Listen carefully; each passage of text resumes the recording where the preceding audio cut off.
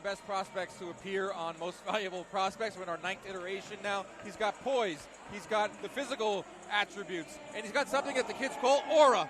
I believe he has that too, what you need. You had aura, Nonito. He's definitely glowing. But you got a guy like Beltran. Andy Beltran is one of those guys in Vegas that fights everybody, that works with everybody, and they're known for their toughness. They're known for their grits. So I believe that he's the type of guy that will go there and give it all. And I believe we're going to see an amazing card tonight.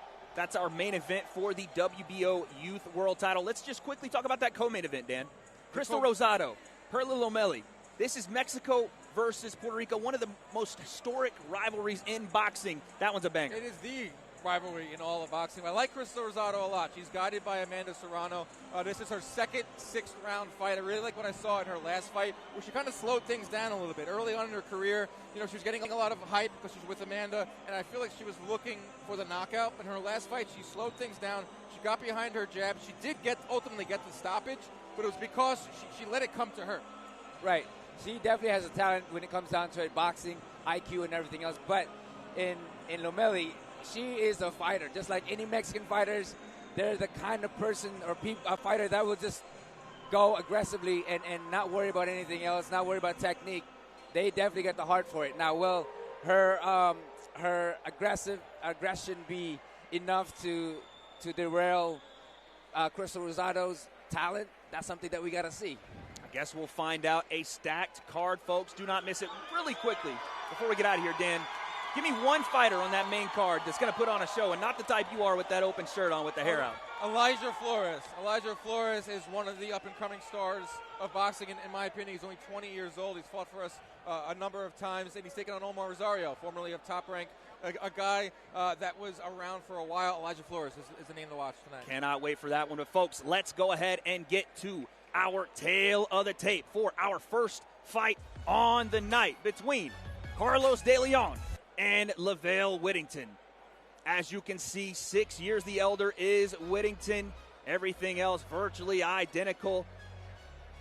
A 4-round fight in the featherweight division. Do not miss this one. Now, let's send it down to our ring announcer, Miss Dasha Correct.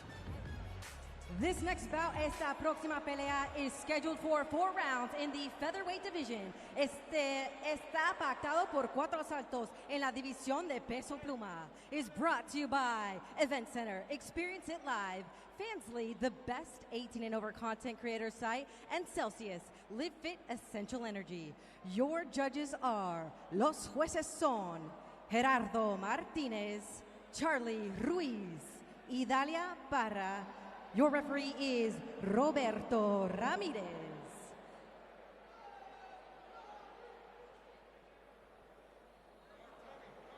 In the red corner.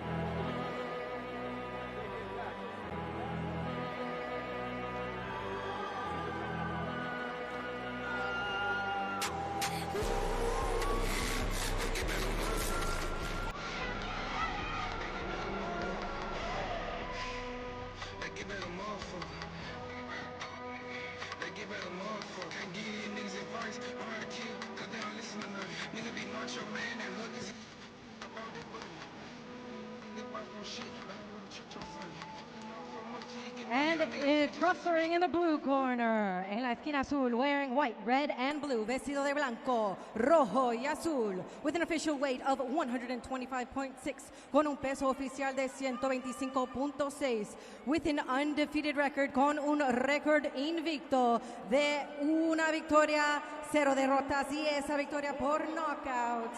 Fighting out of desde Cupey Alto, Puerto Rico, Carlos Deleó.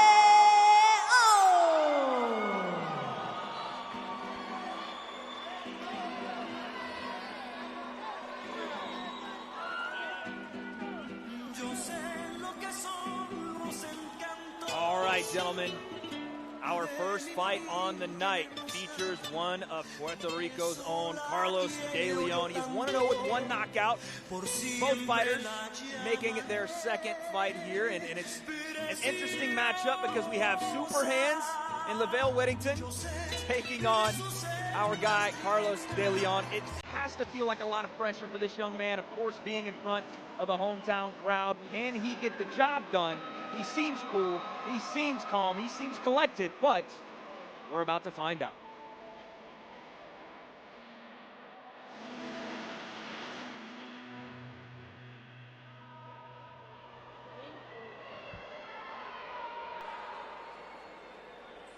In the red corner, en la esquina roja, wearing black and white trim, vestido de negro, con visos de blanco, with an official weight of 125.8, con un peso oficial de 125.8 libras, with a record of 1 win, 0 losses, and 1 draw, con un récord de una victoria, 0 derrotas y un empate, una victoria por knockout, fighting out of desde Chicago, Illinois, Lavelle Super Hands Whittington.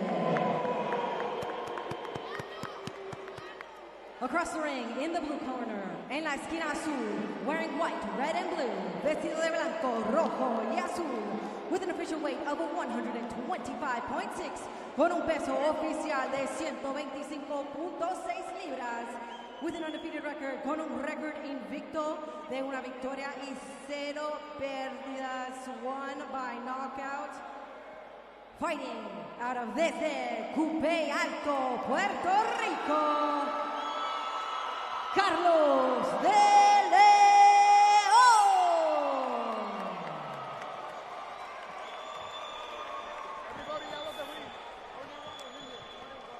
This one is going to get loud, ladies and gentlemen. Anytime a hometown fighter is fighting in the island of Puerto Rico, you can expect noise, you can expect passion, and you're going to get it here. Not only that, this building is made for noise. Oh, yeah. Our first fight night that was off air was one of the loudest roars I've heard of the year. Just before the Canelo fight. Oh, listen, if this is anything like the one that folks didn't get to see, you are in for a treat, ladies and gentlemen. One more time before we make it official. Lavelle Whittington.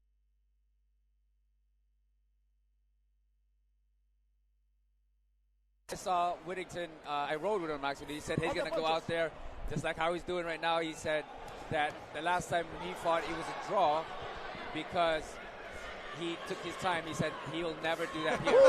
Well, he is telling the truth to you, Nonito, because he is coming out throwing heavy leather. Heavy leather right away, and Lavelle Whittington has already switched stance. Came out in the orthodox stance, tried to light up Deleó with the right hand. Now he's gone southpaw. Deleó just smiled at him. This kid is 19 years old, Dan Canobio. You want to talk about poise? Right away, he tried to light a firecracker, and Deleó stood there and took it. You've got to be poised when you have a guy in front of you like Whittington that's coming out throwing a lot of hard punches. And one thing I'm seeing early on is he's throwing everything hard, Nonito. I don't know how long that will last in this type of 4-round fight. But from what I've known and learned from fighters, you just got to vary your punch speed. But Whittington is coming out throwing everything extremely hard. You know, it depends on how hard you work. Oh, he just Nice right hand there from Deleó, and he smiled at him. Yeah. Both guys have their pride as an undefeated fighter, so they want to keep their 0. And another right hand on the break there from Deleó. Nice check hook there. And again, you're seeing a lot of switching of the stance, Dan, from Whittington here. They talked about a lot of his punches being thrown hard. Not only that, we're using a lot of energy early on to switch stances and doing a lot of unnecessary, I would say, movement. That's why I think 4-round fights are really hard to win, because you have to come out fast, and you have to come out guns blazing, but you also have to conserve your energy as well. So how would you even go about that, Nonito? Well, again, it's the way you train, the way you do things, that you get your lungs ready for it, because it's only 4 rounds. But at the same time, the nerves really catches people, or the fighters. These guys are going back and forth. What we're seeing right now is both guys stand in the phone booth and trade, but Carlos Deleó the one landing more clean. They're both throwing the same shot out of southpaw. It's Deleó landing, getting to the spot first. What I like about Deleó right now is he's actually using his jab to push off and then to counter. So when he's in front, you see how he pushes off that jab. That gives him the distance, and he knows exactly what he needs to do to hit or to see. He sees the opponent really well. Something just fell out, and I saw that. don't know what it was, but it looked like it came out of the mouth of Whittington. We've lost teeth in this series. It's better as a tooth. There's a lot of labor punches coming out of Lavelle Whittington right now. That's a nice right hand, and Deleó registers it. Now he comes back with a combination of his own. Back and forth we go again. You can see the difference between the two guys as Whittington is kind of breathing a little bit. But because, like you said, Dan, he's throwing everything that he got. Well, his nickname is Super Hands, and we're seeing that in the first round. He's throwing everything behind shots. It's a nice left hand on the break there, but he's getting drilled to the body as Carlos Deleó finishes the round very, very well there. With one round in the books, Nonito, tell me where you're leaning, how you saw that first round. Well, you know, the aggressiveness came from Whittington. You know, Deleó started to compose himself and see where his opponent is, and it came to a point that he started to take advantage of it. Whittington, look at Whittington's body language right now in that corner. He's breathing heavy, Nonito. His legs are spread out there. I mean, he threw everything extremely hard that round. He came out aggressive, but I think it was Deleó who did the better work in there. It was a little more poised. And I will say this, too, another way to slow down a fighter like Whittington, hammer to the body. That's what Deleó did.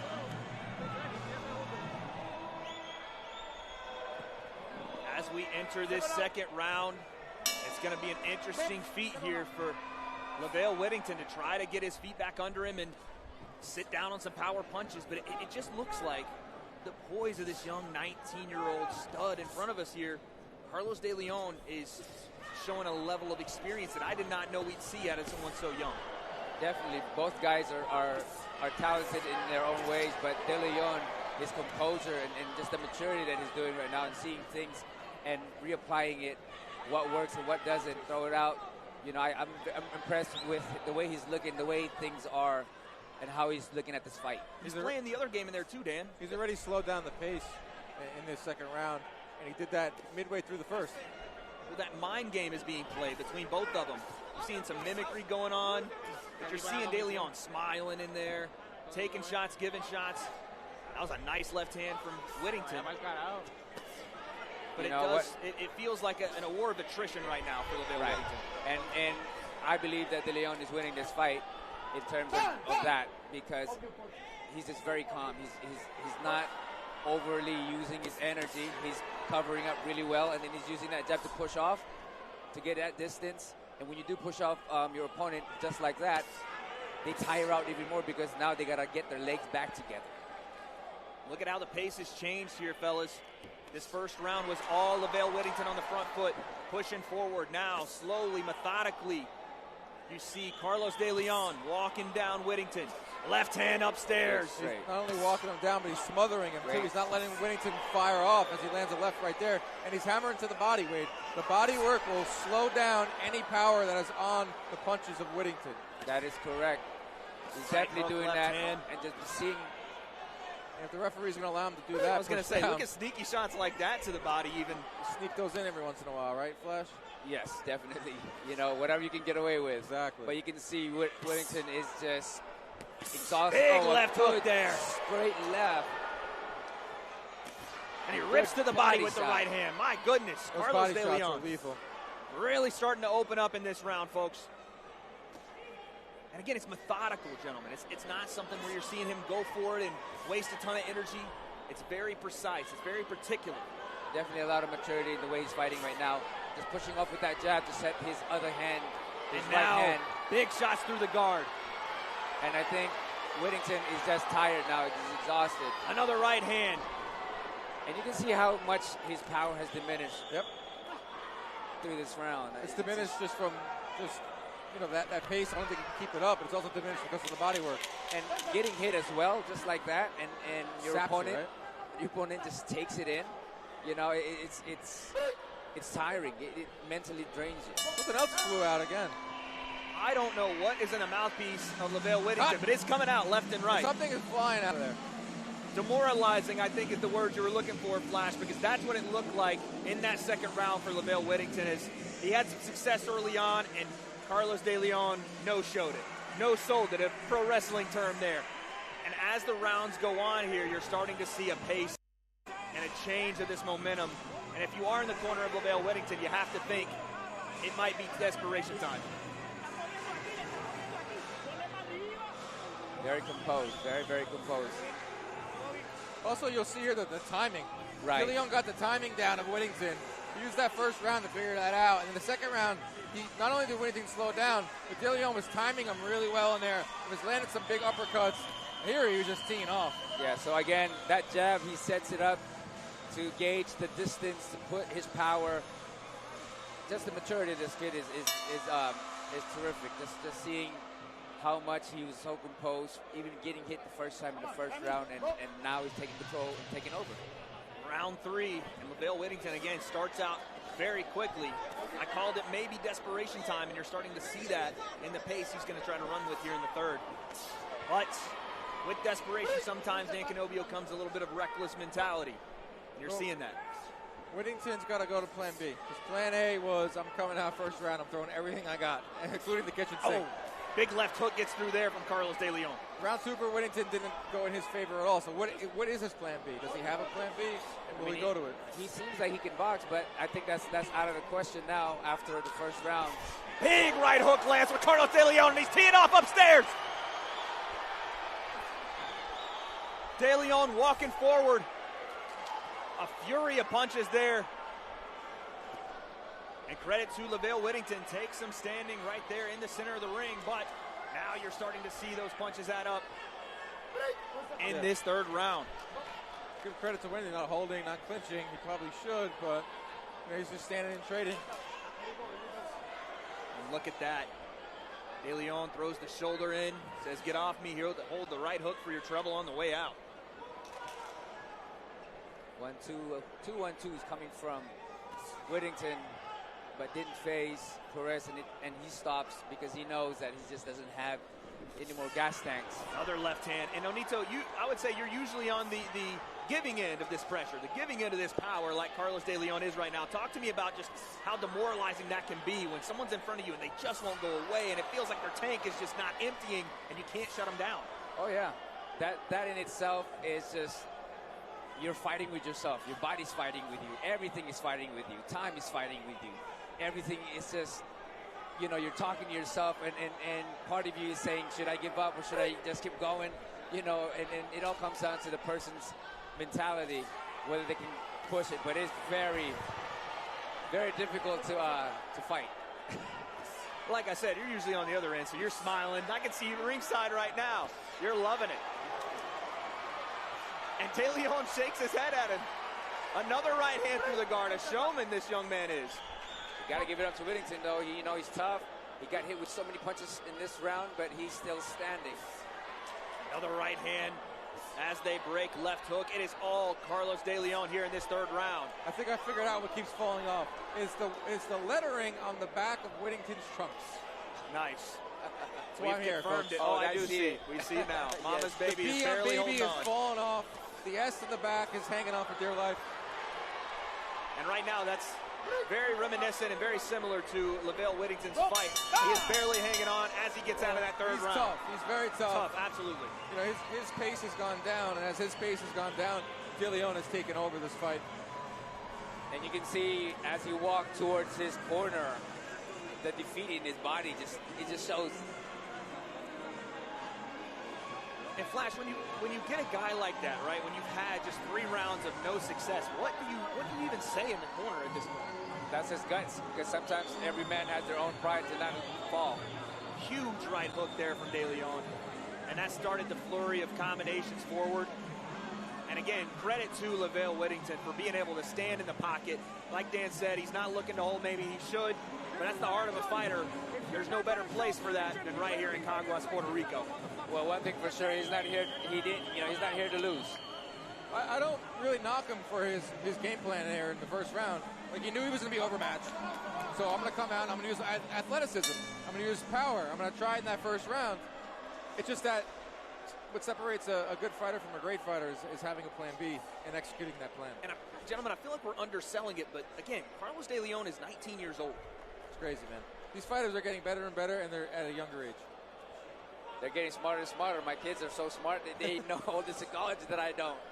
Well, listen, at 19 years old, I was playing Halo 2 in college. This was not something that I was even thinking about doing. The amount of composure, poise, dedication that this young man is showing, it's representative of the island of Puerto Rico, born fighters. Yeah, we'll see that in our main event later on tonight. Jean Paul Rivera, in his early 20s too, and he is a stud, very poised, wise beyond his years the way he carries himself. And you've seen that up and down boxing now, amateur level, right into the pros. A beautiful pull counter there, and there's a little bit of gamesmanship from Lavelle Whittington saying, where are you throwing that? I like it. We have a star-studded card tonight, and you folks are getting a treat in this first one. Whittington tries to time a left hand. Oh, gets caught with another right hook, and another right hook as well. Carlos Deleó. But he's still standing. Deleón's going for the knockout. You got to respect that. Searching. Seek and destroy in round 4 for Carlos Deleó. He's got a minute and a half left. Can he get that finish? He might get it because Whittington's exchanging. And it's probably going to come on an exchange where Deleó could time it. It's not like, as he lands it right there, it's not like nice Whittington is shelling up and he's just going to survive the next 60 90 seconds. Very nice. Another nice jab there from Whittington. Turning the tide here just a bit in the middle part of round 4. And there's a right hand, Deleó. And he calls him on and says, come on, let's trade. The fighting spirit of Puerto Rico on display here. They're very good fighters. Both of them are good fighters. Even Whittington, if he uses his skills. Oh, big left hand there for Carlos Deleó. And that, ladies and gentlemen, is what we call a moment. The tide is turning. Right hand, Deleó. Another one. Referee taking a look. Uppercut, Deleó. 35 seconds. Are we going to get a buzzer beater here in round 4? Whittington. That was low. Looks like we have a low blow there right as the action was heating up. And they're hearing it from this crowd here in Caguas. What a left hand that was. His timing is really impressive, Deleó. That's something you can't really teach. You either got it or you don't. I think that's the number one thing I'll take away from Carlos Deleó is timing. Really nice. Timing and accuracy, because as they're punching together, Deleó is the one that's landing those big shots. And that's a great point, Flash. That's been almost, the entirety of the fight. The reason Lavelle Whittington has lost this fight going away is because he is a little bit overmatched, boxing technique and stylistically here. And that's because of the experience, it's crazy to say, of a 19-year-old and Carlos Deleó. It's showing on these combinations where it's a game of inches in the pocket. And they swing it till the end. What a way to end our first fight on the night. Big ups and respect to Whittington, though. Very, very tough guy. And just a great talent coming from Puerto Rico's Deleó. Massive, massive showcase to start the night here at Most Valuable Prospects number 9. Like you said, Flash, massive heart from Lavelle Whittington. But the story is the young prospect, 19-year-old Carlos Deleó. Whittington has nothing to hang his head about.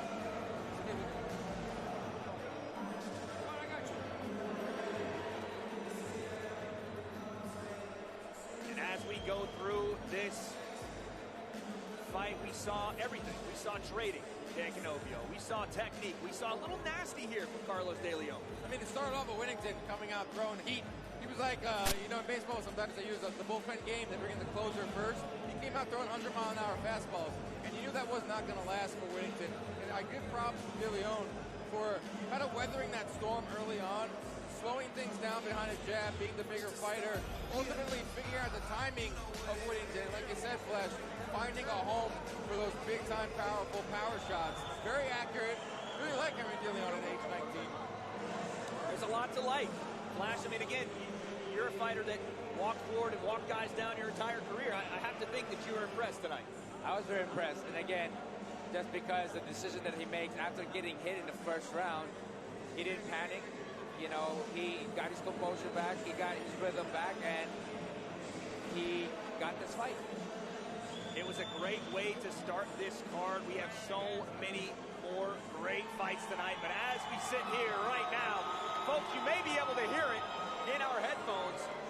Puerto Rico is on their feet for Carlos Deleó. Again, he's 19 years old. There's so much ahead of this young man, Dan, and I have to think this is just the beginning of his road. Carlos Deleó, how far can he go? He can go pretty far, man. I mean, he has a lot of sustainable skills in there, and you know, being in the gyms this week where we did a lot of our workouts, it looks like there's a lot of young, hungry fighters, so we should get a lot of good sparring. But man, he fights well beyond his years, so I think he'll have a bright future. He absolutely does. Well, it looks like it is time for our official decision, so we will send it inside the ring to Dasha Correct.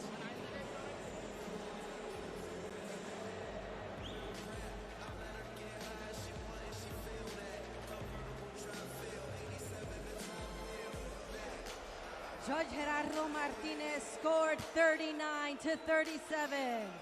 Juez Charlie Ruiz scored 40-36. Juez Idalia Parra scored 40-36. Your winner by unanimous decision, tu ganador por decisión unánime, Carlos Deleó.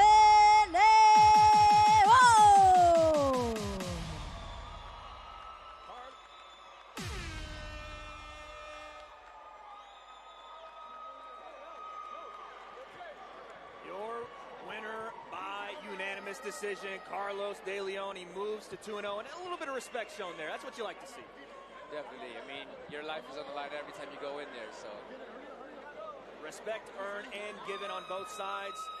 And as you can hear, Dan, the crowd is going crazy. We talked about this briefly, but Dan, what can this young man do? He can go as far as he wants. I mean, I really like the timing, and that's something that can take you a long way in this fight. As we take a look at some of the fight highlights, Whittington came out throwing absolute smoke, putting a lot on that fastball early, and I wondered if he was going to be able to sustain that throughout the fight. It's only a 4-round fight, but I don't knock him for what he tried to do in there, Whittington. So Deleó slowed him down. He timed him flash. He figured him out. I would say towards the end of the first round, and then for the second round on, it was all Deleó. 100%. I mean, the thing about Deleó is he's using those jabs really well. He knows how to use and push with the jab in the post to get his opponent in that distance where he can land whatever he wanted to. I mean, you know, that's a lot of maturity, and I'm very impressed with his way of thinking and his ways of doing things. Our first fight on the night was an absolute banger, but folks, let's get to our second fight here on our preliminary card as we move to our super featherweight division. And our next fight will feature William Cologne versus Jan Pomales. 6 rounds between the two and our tail of the tape. As you see, a 2-inch reach advantage, but more importantly, a 3-inch height advantage for William Cologne. This one is one you do not want to miss. William Cologne versus Jan Pomales. Coming up next. Making his way in the red corner, Jan El Pescador Pomales.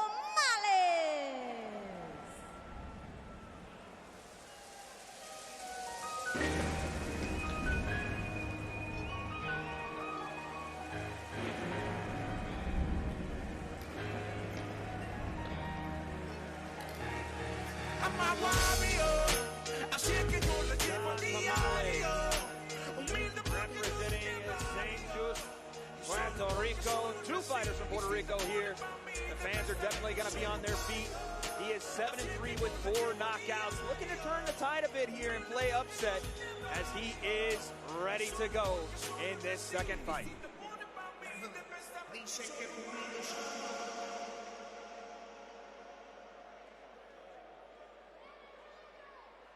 And in the blue corner, William Yello Cologne.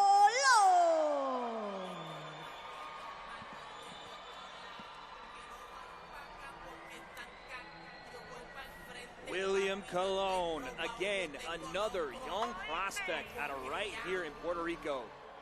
from San Lorenzo. He is 4-0 with 2 knockouts. He's got Juanma Lopez in his corner. You want to talk legends, baby. Of Puerto Rico. Look at the swag. He's still got it. Look at that. Yeah. Still got it walking around in that ring. And the Jordan 4s on.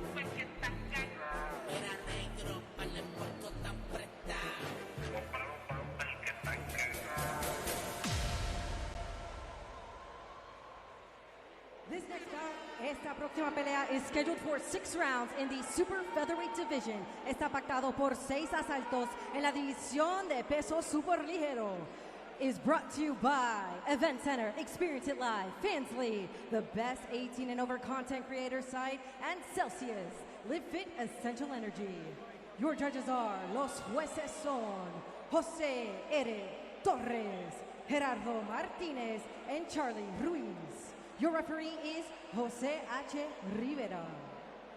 In the red corner, en la esquina roja, wearing red, vestido de rojo, with an official weight of 131.8, con un peso oficial de 131.8 libras, with a record of 7 victories, 3 losses, and 4 of those victories by knockout, con un récord de 7 victorias, 3 derrotas y 4 de esas victorias por knockout. Fighting out of desde San Justo, Puerto Rico, Jan el Pescador Pomales.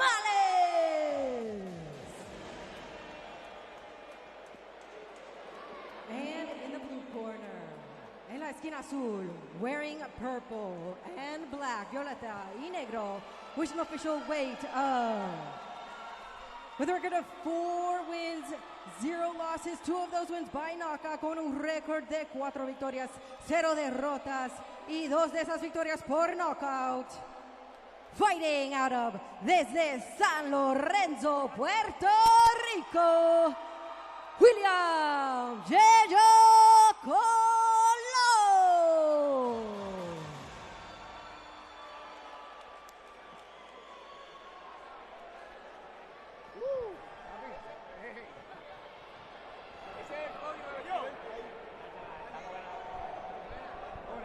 Limpia, protéjase todo el tiempo, no me quiero golpear el piso, debajo de esta línea es ilegal, ok, aquí está legal, ¿okay? Fuerte, que gane el mejor. Ladies and gentlemen, prepare yourselves. At the weigh-ins yesterday, there was no love lost between these two. John Pomales versus William Cologne. 6 rounds in the super featherweight division.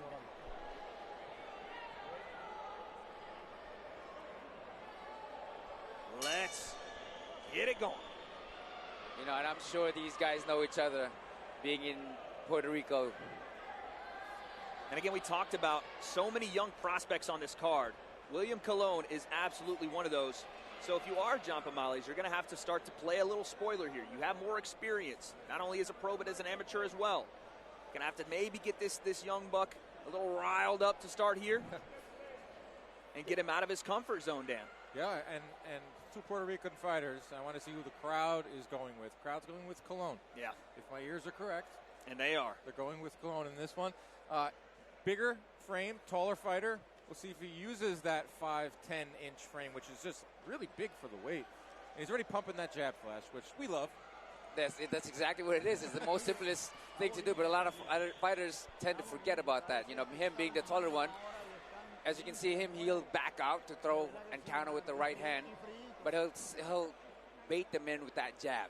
So you see a lot of talent, and his mind and his IQ is working. So he's just looking for this distance, the right distance, and the counter. He's just baiting him in. What you're seeing right now from John Pomales is he's taking that bait, but he's also looking to counter off pretty much everything that William Cologne is throwing. And again, we talked about this with Carlos Deleó. These younger fighters are showing a patience that I'm just surprised by at their age, 20, 19 years old. They're not coming out just firing away in a short, this is a 6-round fight, but still shorter fights here. What I want to see from Pomales, being the shorter fighter, is how he's going to get on the inside. That's always an intriguing part of watching a fight when you have a guy that is giving up a deficit in height. Is he going to double jab his way in? Is he going to use footwork? Is he going to be willing to take a few shots to get on the inside? We're going to have to see that play out.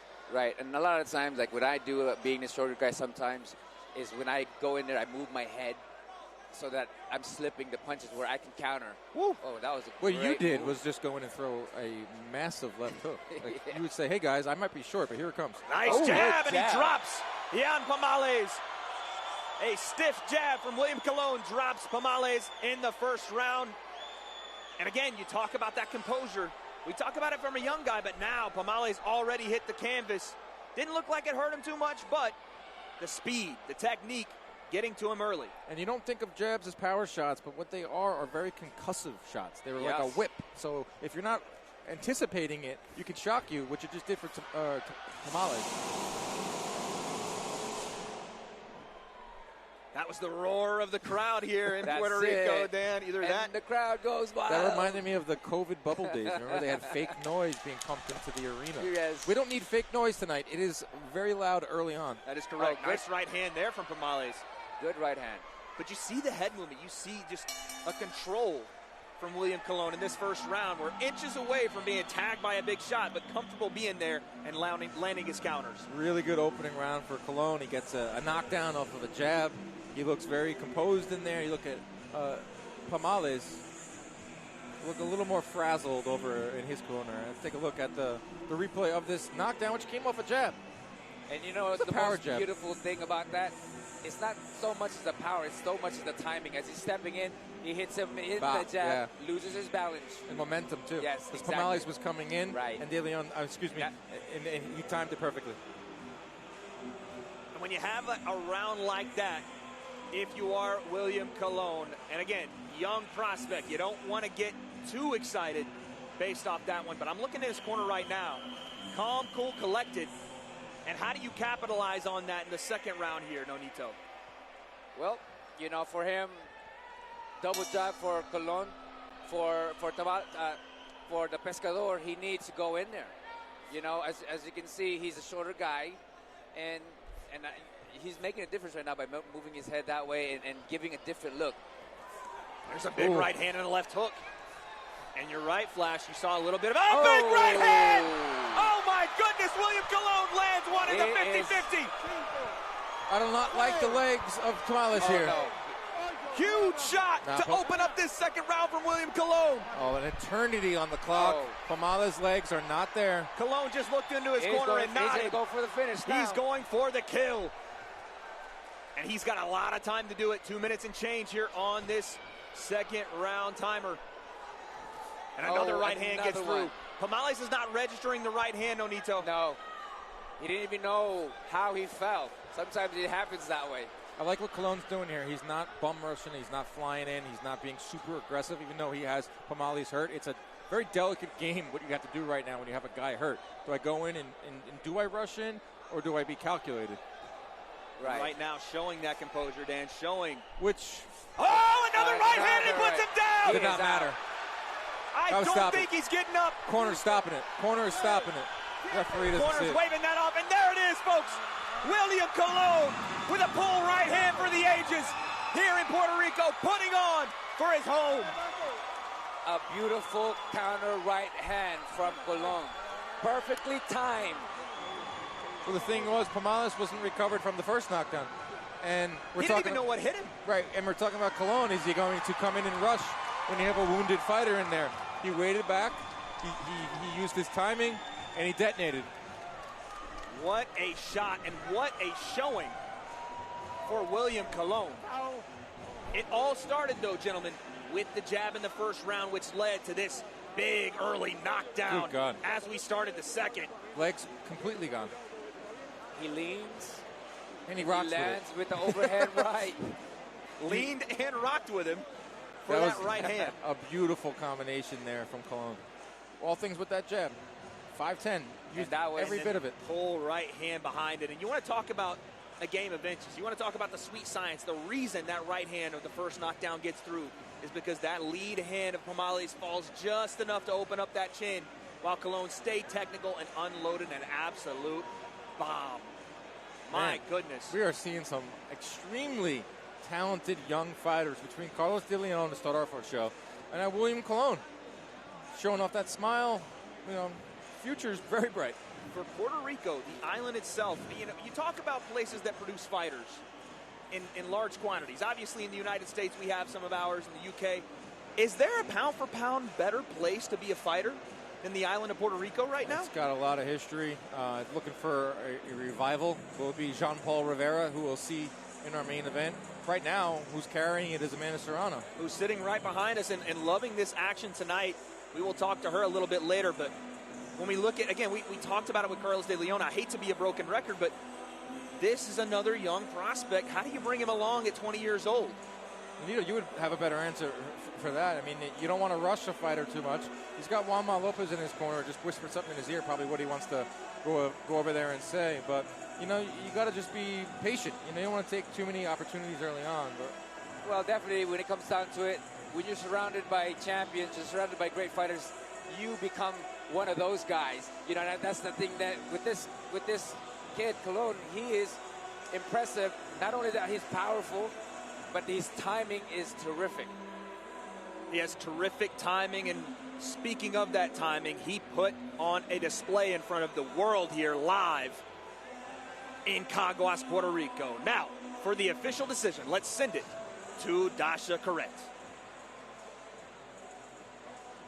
In the second round, with an official time of 1 minute and 22 seconds. En la segunda, con un tiempo oficial de 1 minuto y 22 segundos.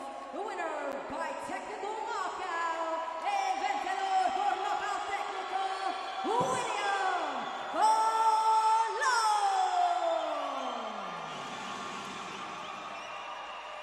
Your winner by second round knockout, moving to 5-0 with 3 KOs.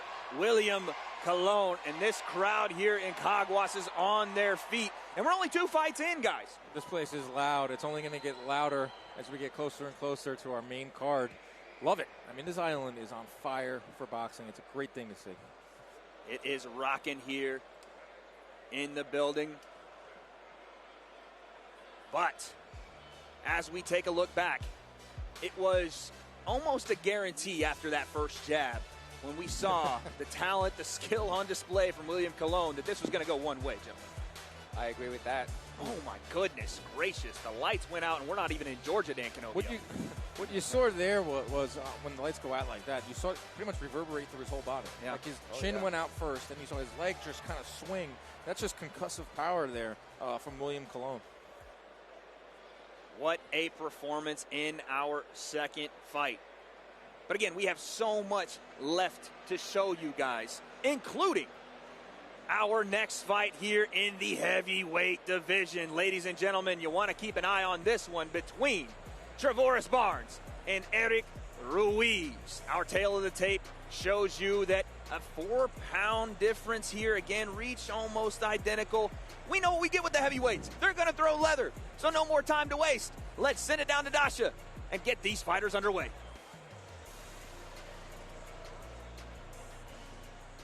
In the red corner, Trevoris the Bear Barnes.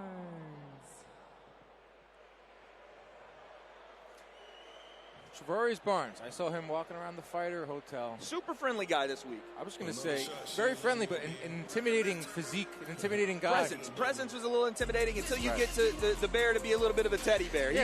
He was able to talk a little bit. But, hey, it's representing Mississippi, comes down here, probably thinks, listen, I'm going into this guy's backyard. I'm going into an unfamiliar territory here. But here's the point. Trevoris Barnes is an absolute knockout artist. 5 KOs in 6 wins, again, at heavyweight. But he's looking to make a statement here. And I think this, in front of the world, will be a showing he will not forget.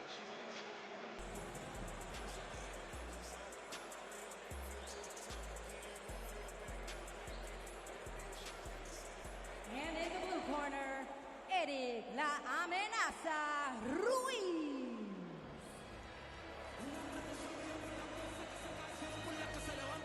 Eric Ruiz. Again, yesterday at weigh-ins, there was no love lost. I think there was a bit of a language barrier, but there were some things being said, some words that I can't repeat here on live broadcast. But you can tell what this means to these 2 young heavyweights. And again, Prospects is the place to see high-level fights this early in their careers. You're going to get another one right here, right now, folks. Tune in, Stay locked in and do not blink.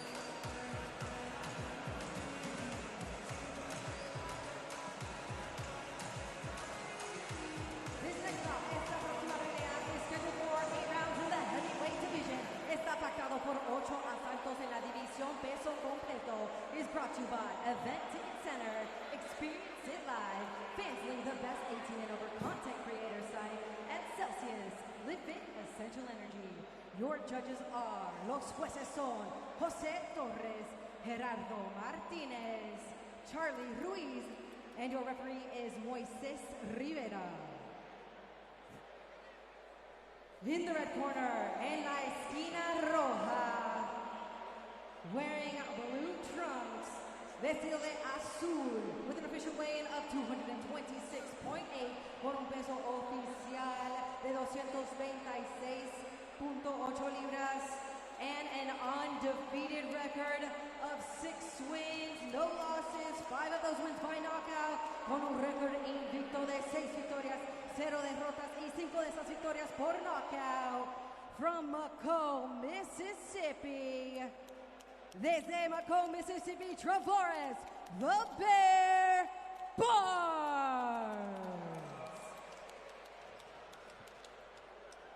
And in the blue corner, wearing red, black, and yellow, vestido de rojo, negro y amarillo, with an official weigh-in of 230.4, con un peso oficial de 230.4 libras, with an undefeated record of 5 wins, no losses, and 4 of those wins by knockout, con un récord invicto de 5 victorias, 0 derrotas y 4 de esas victorias por knockout.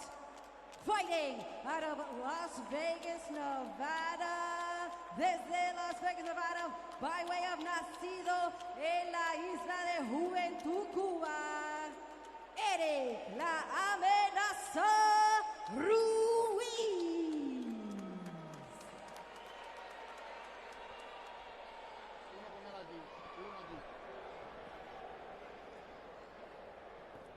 Uno con allí. Bueno, muchachos, ya de las instrucciones en su esquina, vamos a hacer una pelea limpia. Protéjase en todo momento, que gane mejor. Choque en guante. Bien. 8 rounds in the heavyweight division between Trevorez Barnes, the Bear, and Eric Ruiz, La Amenaza. What was that? Try my best over Okay, here. I appreciate you trying, man. 8 rounds in our main event of our preliminary card, ladies and I gentlemen. feel the urge to stand. I feel like we might not get much of an opportunity because when the heavyweights go at it, do not blink. It's And the both heavyweights. guys- Go ahead. And both guys are power punchers. Oof. I feel like it's the heavyweights. It's the Celsius running through my veins. It's a lot right now. It's our main event of our prelims, and 2 big punchers. And both southpaws, too. Oh, Southpaws nice left hand to too, start the which- fight here for Ruiz.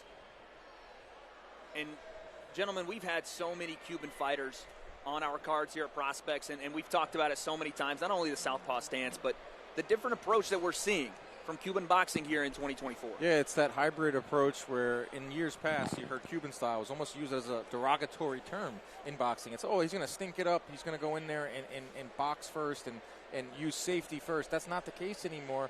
Led somewhat by Bob Santos. Ismael Salas is in the corner tonight of Eric Ruiz, where they're teaching these Cuban fighters to be a little more on their front foot, entertain the crowd a little more, because that's the name of the game, is entertain the fans at home, and you can still progress in your career as a Cuban fighter.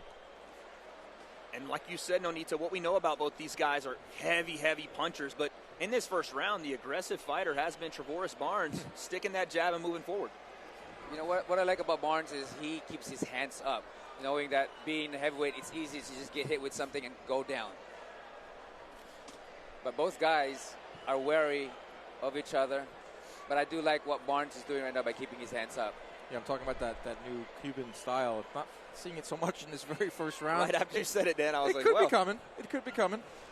But it does feel like anytime the heavyweights step in, there's just this palpable just nervousness, right? Just that feeling. Like you said, you wanted to stand up, Dan. That's the beauty of heavyweight boxing. You just saw a massive heavyweight fight just a few weeks ago with Daniel Dubois taking out Anthony Joshua at the highest level. That's just heavyweight boxing. But even at this level where guys are 4-0, 5-0, there's still that draw to the heavyweights. There's still that tension.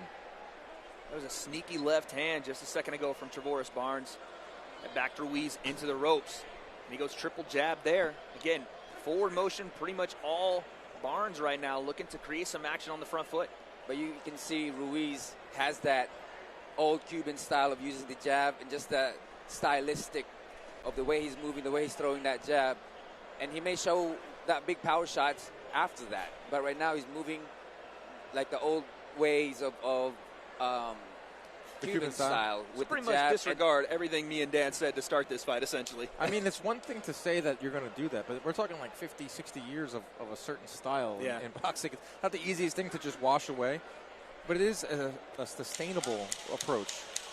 And what makes that style so successful? I mean, obviously, we talk about it at the amateur ranks. Is it just something where it's tough to break coming into the pro ranks, or is it something that's tough to prepare for as a pro? It's a habit. Yeah. So when you become accustomed to that, it's very hard to become anything different than that, right?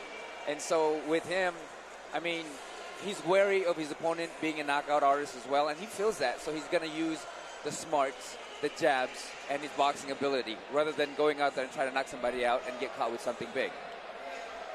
In that first round, you saw that. You saw the footwork on display. You saw Travoris Barnes trying to create some action. Maybe go Ruiz into a bit of a back and forth and get him to stand in front. And that experience, that Cuban background, as you talked about, Nonito, did pay off.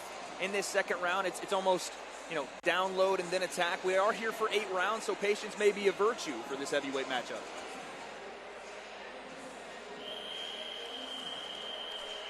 Barnes is trying to figure out how he can penetrate Ruiz right now. Well, how does that for you, Nonito, how is going about, I guess, trying to get inside of that Cuban style and finding a way past that guard, past the jab, past the footwork? How do you do that? Well, you got to take chances. Right now he's keeping his hands up a lot. He's reaching there. And, he needs to double up that jab, set up that right hand. But he needs to allow himself to set his right hand. But because he is so defensive-minded every time he punches, that he is not able to catch up to Ruiz. There's a nice check hook right there from Travoris Barnes. Just to the naked eye, look, Barnes seems a little more athletic. He seems has a little more movement in there. And that's a good way to kind of get inside weight is to use your athleticism and find your way inside. But you got to throw. I mean, Ruiz did win that first round, but he didn't dominate it by any means.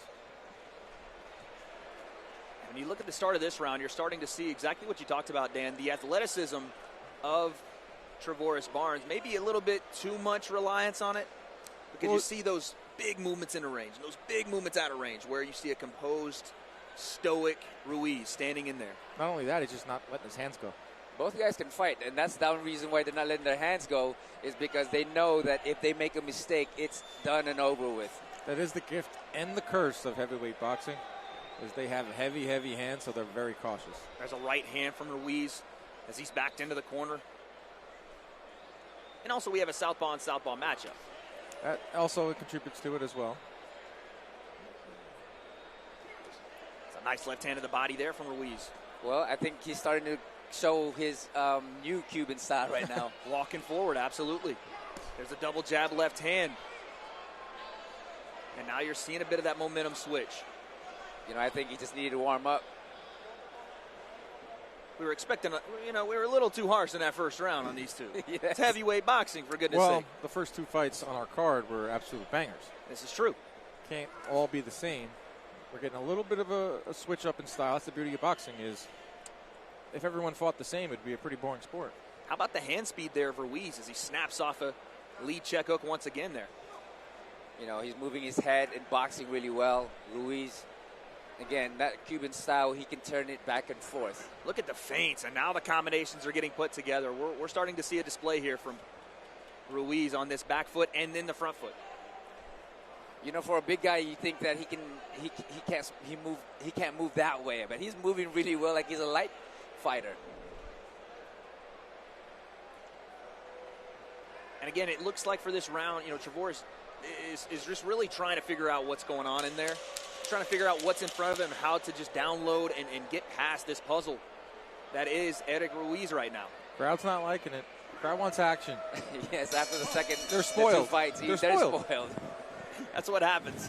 Two absolute bangers, and all of a sudden, right there, Ruiz turned to the crowd and said, "Give me a chance here." Well, folks. that's one thing you never really want to do, right? You is play to the crowd by any means. Right. You can't listen to the boos. You can't listen to the cheers when things are getting wild in there and they let your hands go too much. How hard is it to not listen to the crowd?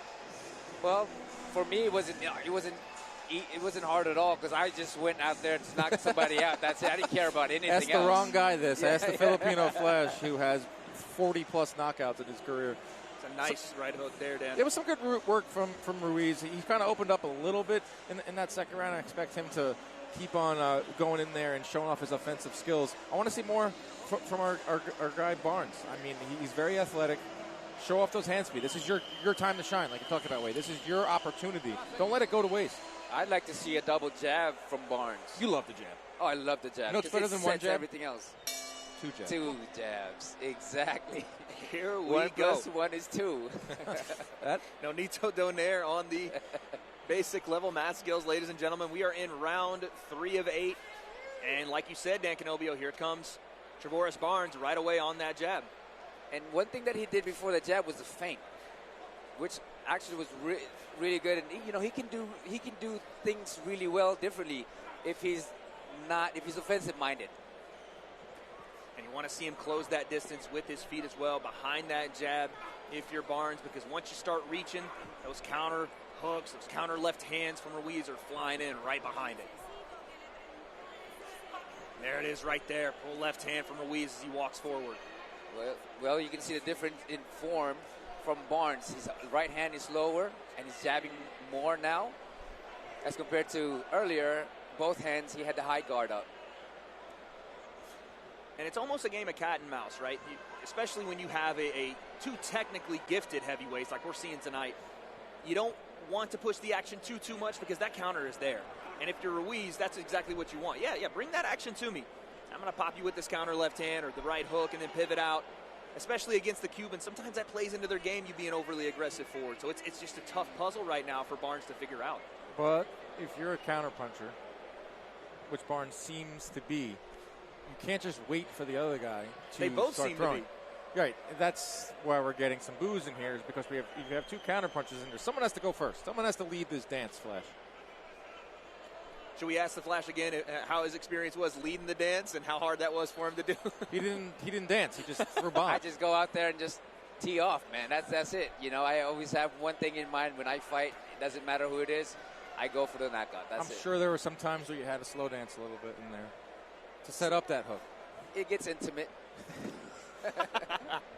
I don't want to know anything about that. I don't want to take any left hooks from the Flash. Speaking of intimate, right now, the left and right hooks of Ruiz are finding the body of Trevoris Barnes. And again, just out of range for Barnes as he's trying to mount some offense here. Just not in rhythm, not finding the space he needs to get going here in this third round. You can see the difference in Ruiz. He's just very comfortable right now. He's throwing that jab. He's doubling it up. He's moving his body left and right. He's comfortable. That's the perfect word, Flash, because it's like you see the mannerisms, you see the anticipation, and again, you see him setting traps in there.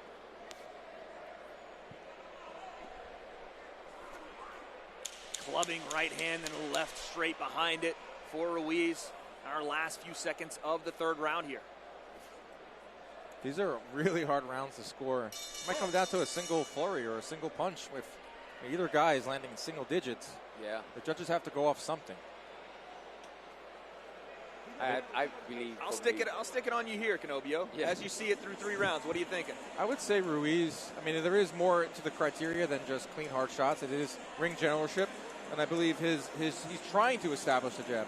I just would like to see a lot more action from Barnes. Nonito, how do you see it?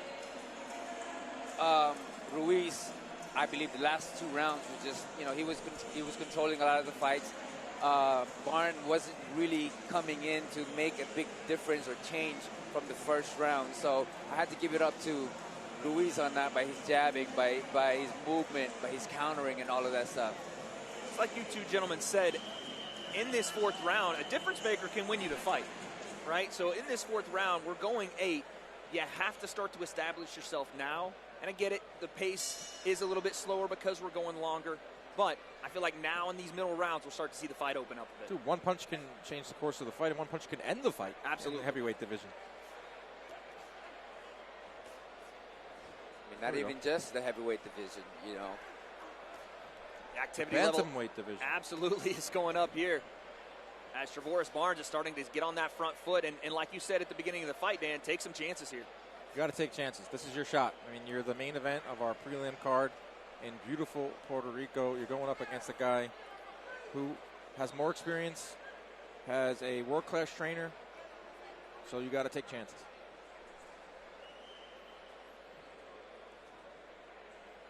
As both guys look to figure out the equation in front of them, Ruiz pumps out a jab there.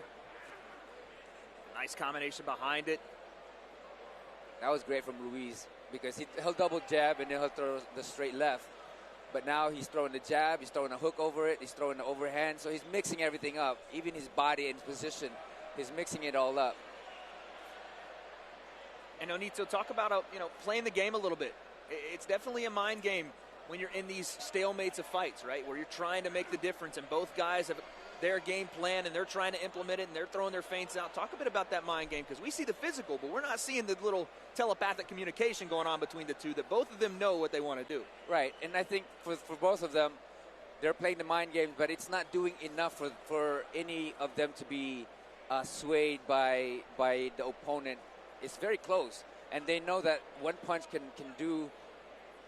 end the fight. I feel like sometimes, and again, you'll probably agree with me because of your fighting style, Nonito, but you can overthink this a bit, right? You can get over hesitant just because, again, that and it's rich for me to say sitting here ringside on my keister, but if you do overthink this a bit, nice left hand there from Ruiz, you can find yourself in round 4, 5, 6 and still not being able to get going, not get your rhythm going. Good uppercut for Barnes. Yes, I agree with that.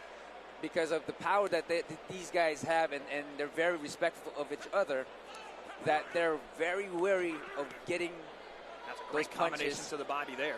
Yes. Well, coming from the Cuban style, but Barnes coming back, though. Barnes starting to find a home for his lead hand, and then a left hand behind it as he walks forward. I'm also impressed with the defense of Eric Ruiz. He's been shifty in there as well. Or that southpaw stance. It's really hard to hit a southpaw to begin with, but he has shown a lot of good defense in there as well.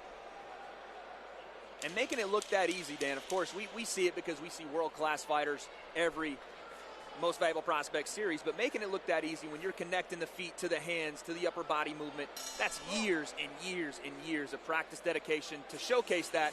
While, to be fair, the Puerto Rican crowd may not understand how high level that is. They get it. They're just not happy with it. It's just as important as the offense-defense transition. But as we get into the latter half of this fight, it is almost all defense so far, guys. And, and that's why they're afraid to commit fully, because one guy is defensive and watching to throw something in between. Both guys are actually doing that, and that's why they're like, I can't commit too much. But you're seeing moments, Dan. You're seeing moments of brilliance here from Eric Ruiz and from Travoris Barnes as well, where they will throw some lightning-fast hands, some clubbing shots over the top. It's going to need to be more consistent, I think, from both fighters. Well, we're entering the second half of the fight, so maybe the game plan for each guy was first half, I'm going to be defensive-minded. I'm going to go in there and figure out a tempo. Second half, we're going to let the bombs fly. Well, you get really comfortable in there after a couple of rounds. Beautiful You're very, jab to the very, body. very comfortable, and you open up. Ruiz starts the round with a nice stiff jab to the body. And Barnes pumping out his lead hand as well. I want to see a lot of feints from Ruiz. Look at that left hand off the right hook from Travoris Barnes. He found a home with those two punches. Keep it going. He's done this pretty much every round. He started off the round impressive. First 30 seconds here, he lands something of note. But Ruiz takes his offense away from him. You know, one thing I'm noticing with Barnes, like when he punches, he's looking somewhere else. Yeah. Like he's looking there, and then he goes back to his opponent. You know, maybe this is something that he's really not used to. The no-look pass of boxing. The Patty Mahomes. A very interesting dynamic there, though, Nonito. Have you ever seen anything like that? Like not looking off to go, look low to throw high, but completely looking away from the fighter? No, I mean, I've seen it in some of the guys that I train, and I keep telling them, like, focus on your opponent. Don't do Why that. are you looking at somebody? Why are you looking at yourself in the mirror? Yeah, taking pictures, huh? You want to keep your eye on the target. You want to keep your eye on what you're going after there. Even though Ruiz is a very elusive target. Maybe that's why. Double jab left hand there from Ruiz. He backs up Barnes into the corner here. And a right hook downstairs. As he plots forward, stalking here. We keep talking about how Barnes isn't letting his hands go. Same thing can be said for Ruiz. I mean, you're in there, you're winning this fight. You have way more experience in your career and your amateur pedigree. Right. Let's see, you step on the gas pedal here. You're the heavy favorite in this fight. You know You're making things a lot harder for yourself. Yeah, I agree with that. But, you know, one thing I want to see from Barnes is when Ruiz is throwing those punches is to catch and shoot instead of just staying there and not do nothing. There's a left hand to the body from Barnes as he tries to capitalize on that shift in momentum. Last 45 seconds here in round number 5. And there's a bit of talking going on in there, and you can see that Ruiz is trying to go Barnes into some forward movement here, right? Bring that forward movement so he can counter. But again, both fighters are so smart. They're very technical. No one is going to get away from their game plan, it seems, here in this fight. Big left hand over the top of Ruiz. Left. And you have seen Trevoris Barnes be a little bit more reserved to the ropes in this round, and a nice left hand to the body goes Ruiz again. Yeah, Ruiz is starting to take over, and it's slow and steady. It started about 2 rounds ago with his takeover. He's not really letting his hands go, maybe throwing 35, 40 punches around, but he's gradually building it up, and he's extending his lead in this fight, at least on my scorecard. There is the end of round number 5. And Nonito, you coach fighters. Do you like that sort of approach, a more methodical, let's ramp you up as the rounds go on? Obviously, it's opponent dependent, but when you have a fighter like that, is that something that you like to coach more, or, again, your fight style, go and get it however means necessary? I allow them to use what their style is. That was a good right hand from the Bear. But, you know, when it comes down to that, really, the jab, I like to set the jab. I want their eyes to be somewhere else, distracted, and then come up with the big shot. This way, I like setting up the jab. I like setting up the feint, jab to the body, straight right hand to the head, or whatever it is. But to always be putting something in your opponent's eyes is something that I always teach my fighters to keep them busy, so that it allows them to set up the big shot. Both fighters looking for that big shot to turn the tide, even though, Dan, I think I'm with you. I've seen Ruiz start to gradually take this fight over. If you are Trevoris Barnes, I think we've talked about it ad nauseum, but what do you have to do to snatch that momentum back? Kind of do what you did early in every round, but try to sustain it over 3 minutes, which is easier said than done, because I truly believe that Ruiz is taking away a lot of Barnes' best weapons. Beautiful combination there from Ruiz as he goes left hand to the body, right hook upstairs. That's what a good fighter will do. He'll take away he'll disarm you. A jab to the body again, Ruiz. See, this is what I like seeing. It's just that jabbing, moving, just putting stuff in your opponent's face the whole time. So Activity. You're always going to be, yes, right. And you're always going to be ahead of your opponent because he's always going to react to what you do. A nice combination there from Barnes on the way forward. Left hand upstairs, Ruiz. But even those are not connecting fully, but you see the power that Ruiz has there. You know, it's catching a lot of the arms, but those punches, they add up. You know, arms hit the head, arms, you hit those arms enough, they get tired too, they lower. Yep, trust me. You'll be so sore the next day. They call that catching flack, right? If you get hit on the arms and the shoulders. I mean, Canelo does it all the time. Yeah, that was a game plan of his for many fights. Yeah. Callum Smith, for one of them, he just kept unloading on the biceps of Callum Smith. He tried to do it to Bivol. It did not work. Yes. Big time body shots here from Ruiz. And again, stalking forward this round, almost exclusively on the front foot. Big time light heavyweight fight this weekend, guys. Bivol and Beterbiev. Who do you got? Who do you got, Dan? I've switched my pick 40, 50 times already. I think I'm going with Beterbiev decision, which is not what anyone else is going with. I don't think anybody's going with that. What's plus like a crazy number on the betting websites. It's a big left hand there from Eric Ruiz, and definitely got the attention of Travoris Barnes. He's starting to back himself back into those ropes, taking his time, entering range again. Again, a great poker face, but you know it when you see it, Nonito. Yep. And again, Barnes would throw the jab and he'll pull back. You know, and again, a sign. Oh, he's boxing right now, which is good. Trying to switch things up. Yeah, he's moving. Oh, he got caught with that straight. Although it was blocked, he felt that. And like you said, Dan, getting hit, regardless if your hands is there, regardless if you block it, if it hits your head, you're punching yourself. And I always say that. I always tell my opponent, why are you punching yourself? Why are you punching yourself? Yeah, my powerful podcast partner, Chris Algieri, says you catch flack. Like the flack, it may not be a scoring shot, but it's catching elbows, it's catching shoulders, and those add up. Oh, yeah. Nice right there from Barnes. Ruiz and Barnes. Ruiz is very comfortable. I do like an adjustment there from Barnes in this round to try to get a little bit lighter on the feet, to try to change things up. It may not be going his way in this fight, but the wherewithal to do that is something you want to see out of a fighter who may be down here, but he had some moments in this round. He's got the athleticism. He's always going to have that. And you're looking over in the corner right now, the body language. It's pretty good there from Barnes. Like, he's still fresh. Like, there hasn't been a huge shot landed by either guy in this fight. It's not like they've taken any damage at all. They're getting flack. Flack. The only damage they're catching is catching flack. Catching flack. But nothing like clear, concise shot or like, you know, something that staggered each guy. That hasn't not happened in this fight yet. I mean, we haven't really talked about it either. You know, this is heavyweight. How does that gas tank hold up over 8 rounds? Well, right now, they're choosing their punches. You know, the only person that would be tired more, I believe, would be Ruiz, because he's moving around a lot and throwing a lot more punches.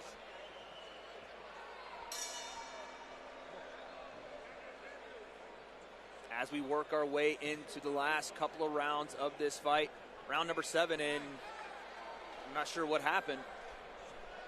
Forgot our mouthpiece, it looks like. That's a rookie mistake, Coach. Come on. So a way to bite some time. Actually, a veteran move if done properly. Get away with it once. Leave some tape on the wrist. Drop some ice on accident. Drop some ice. There's all those ways. Flash never had to do that because the fight would have been over already. And look at this, Ruiz taking that as a sign as he moves forward that maybe this tide has turned in his favor, and he's looking to step on the gas to start this round. It's been very clear the second half of this fight, Ruiz has stepped up his activity, his punch volume. You know, I kind of anticipated that. And he's taking over slowly but surely. Dan, speaking of anticipation, you talked about it earlier. Look at this head movement. Look at the eyes from Ruiz, seeing those punches coming from Barnes and just inches away, and then a counter behind it. That's the high-level defense you talk about with Cuban fighters. It's just an experience level. And the difference between Barnes, when they're punching, is Barnes actually closes his eyes, while Ruiz is, good shift. Shift and then a right hand, maybe a little bit low there. Referee's going to warn him. So, Flesh, you say he closes his eyes. Can you, see that, as a tell? Like he's about to load up and throw something? No, so when the punches is coming, for me, I get hit in the eyes the whole time because my eyes are always open, right? But for a lot of some fighters, they close their eyes, and that's when the shift can do so well against those kind of fighter because of the fact that combination. They have only see you right in front of them, and then you go and move to the different side. Ruiz is starting to find a home for some of these combinations, guys, and just feeling it in there right now. Complete flow state, which we love to reference here at Most Valuable Prospects. First flow state reference of the night. Write it down, folks. It will not be the last.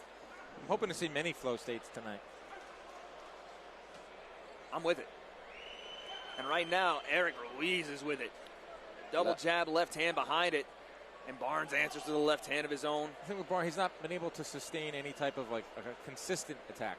And that's because Ruiz is either jabbing or he's throwing lead right hooks. He's moving. He's just disrupting everything that he's trying to set up in there, Barnes. Great combination from Ruiz after catching the punches from Barnes. The Puerto Rican crowd here is signaling that they want some more action, but you have to admit that this has been a very clean performance from Eric Ruiz. Clean. He's going to most likely get the win. He's going to move on, go back to the drawing board because every fighter is never satisfied. Great head movement on the left hand to punctuate it there from Ruiz. Barnes landed something right there, too. It was almost like a slap. Last few seconds here in round 7. And again, gentlemen, another round in the books for Eric Ruiz.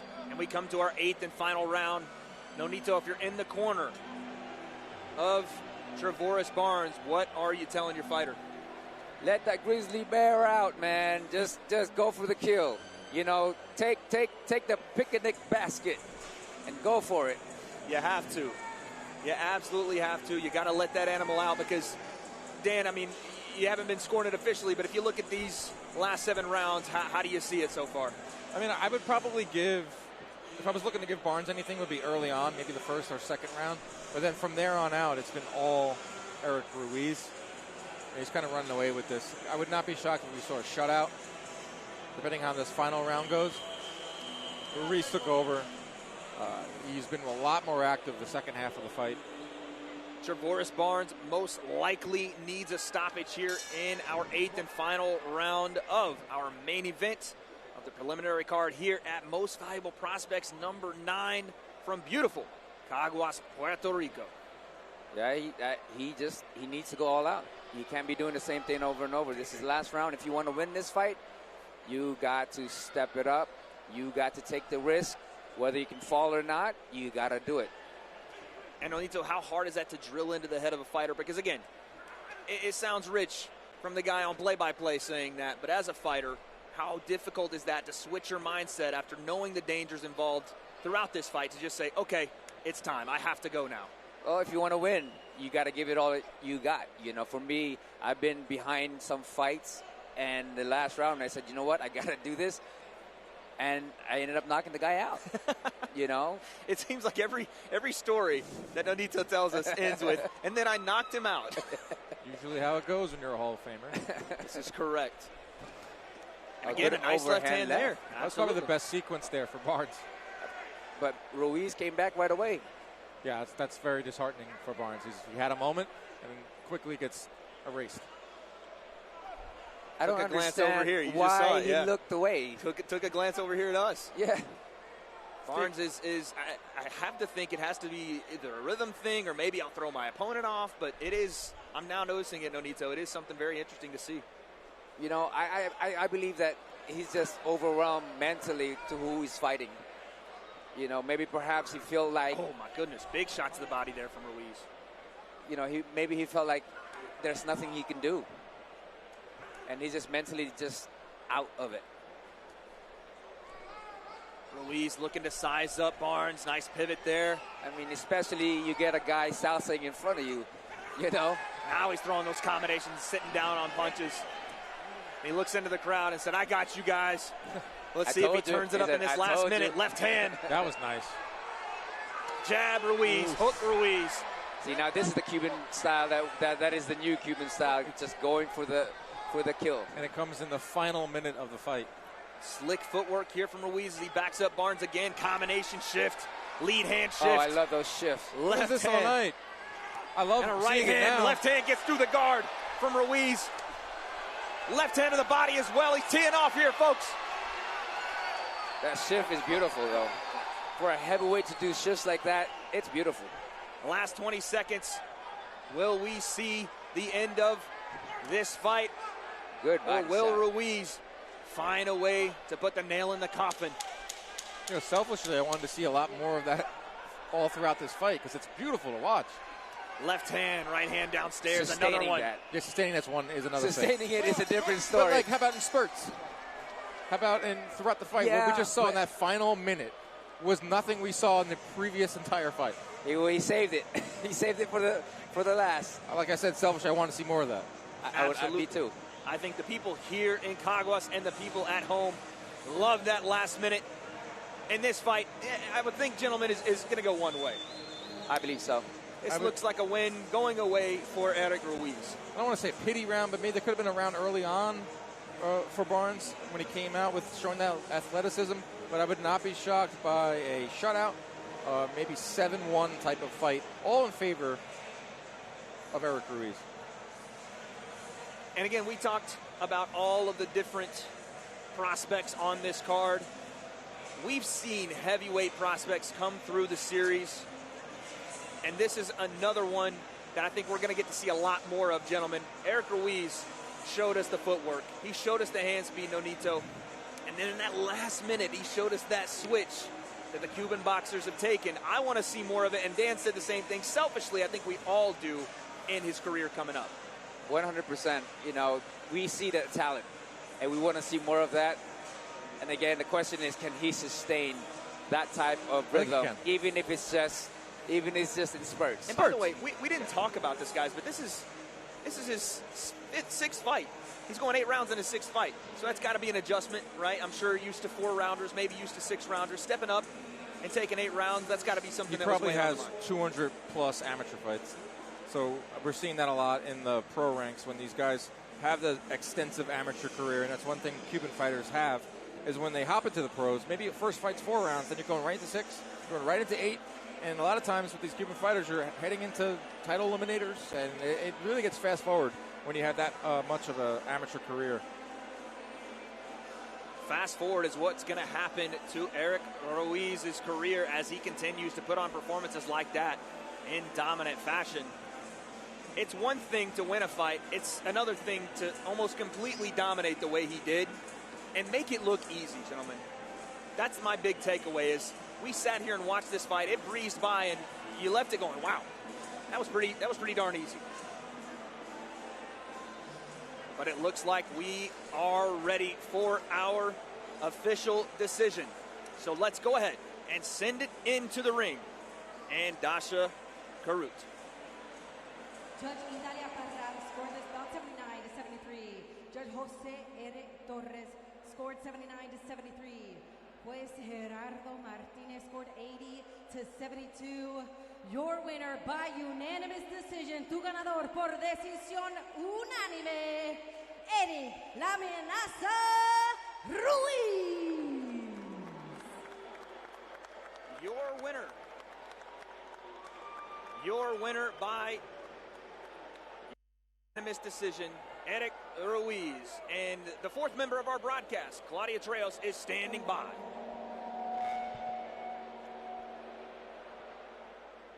Thank you very much. So this was a long, drawn-out fight. You finally got into the rhythm in the last round. What motivated you to finally close so tight?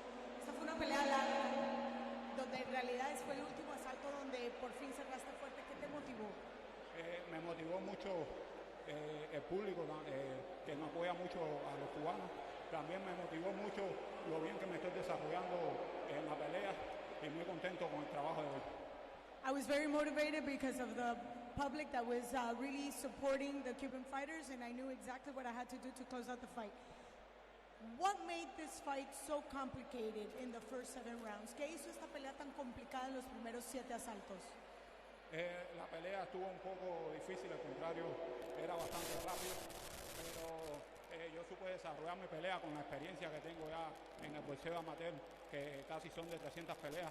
Y muy buena pelea, y estoy muy contento con este gran público puertorriqueño y también todos los cubanos que están aquí en Puerto Rico. It was very difficult the first couple of rounds, but because of my amateur experience and my technique, I could actually pull this through. I'm very satisfied with my work, and I'm very happy to be able to represent everybody here, and thank you for the support from the Puerto Rican people and obviously all the Cubans that are here too. When do you think you will be next back in the ring? ¿Cuándo crees tú que vas a regresar al ring? Yo pienso regresar lo más pronto posible. Mi equipo de trabajo es el que decide cuándo llevarme a otra pelea. Estoy contento con mi equipo de trabajo por el gran trabajo que está haciendo conmigo, que ha sido poco a poco, paso a paso, y así llegará al crecimiento. I'm very excited to be back as soon as possible. I'm very happy with the kind of work that I've done with my team. So I know I'm going step by step, but I know I'm going to just reach the goals that I've already traced for myself. Thank you very much. Muchas gracias y felicidades. Back to you guys. There is your winner by unanimous decision. Obviously, again, an easier win for him than maybe you would have thought coming in with 2 undefeated heavyweights, but that's a sign of greatness. And I think we're going to see more of that as Eric Ruiz moves through his career. But gentlemen, listen, coming out of that fight, I want you guys to talk to me about what this preliminary card has shown you, not only about just the fighters themselves, but about this crowd, this moment here in Caguas. Nonito, talk to me, man. What has that first preliminary card shown you? Who stood out?